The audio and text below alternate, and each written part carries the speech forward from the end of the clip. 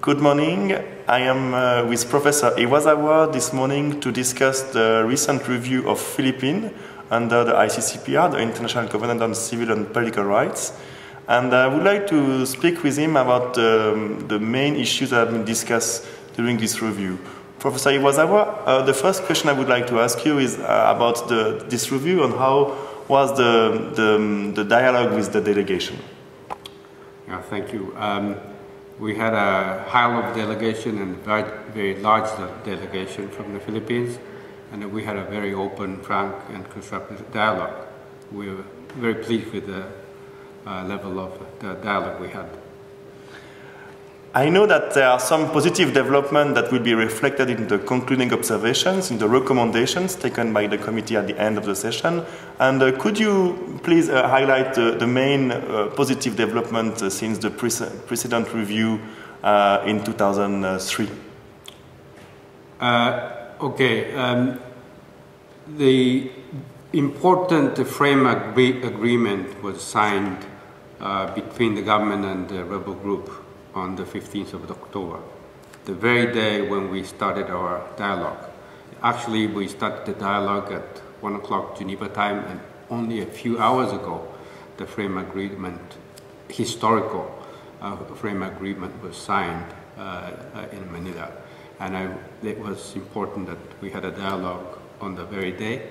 This signing of the frame agreement was important for the overall human rights situation in the Philippines. And we're pleased that the Philippine government abolished the death penalty and signed the second optional protocol. That's a very important development. Thank you. Of course, the ICCPR is might still represent some issues in terms of implementation in Philippines. And could you also tell us a bit more about the key issues or the main subject of concern that the committee discussed with the delegation and that are reflected in your recommendations today? Well, the committee appreciates the state parties' need to combat terrorism, but we're concerned about the application of the Human Security Act, and also we continue to be concerned that the perpetration of extrajudicial killing and enforced disappearance and the human trafficking in persons and child labor and so forth. That's the main issues discussed during this review. I also know that the Human Rights Committee has a very well-developed follow-up procedure where the key issues are asked to the government to move on for the coming 12 months. Could you tell us more about those three key issues specifically selected for the follow-up procedure where the state will then have to send its progress report by next October 2013? Well, I didn't include in the issues that I described follow-up issues because I thought that we'll discuss follow-up progress separately. The committee chose three issues for the follow-up, and first issue is the Commission on Human Rights of the Philippines.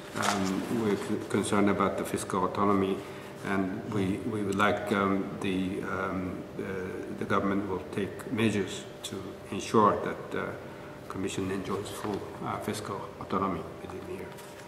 And the second issue is the Witness Protection Program. We're concerned, and we hope that the government will take measures in this respect within the year and report back to us. The third issue is the backlog of cases in the judiciary, and I hope that the government will strengthen the capacity of the Judicial and Bar Council and report back to us within the year. NGOs will closely follow the progress made by the government. In the meantime, last question, when the next report on Philippines is due before the Human Rights Committee? We are asking the government of the Philippines to report, to send the next periodic report in 4 years, in 2016. Thank you very much. Thank you very much, Professor Iwasawa, for your feedback. Thank you very much. Thank you.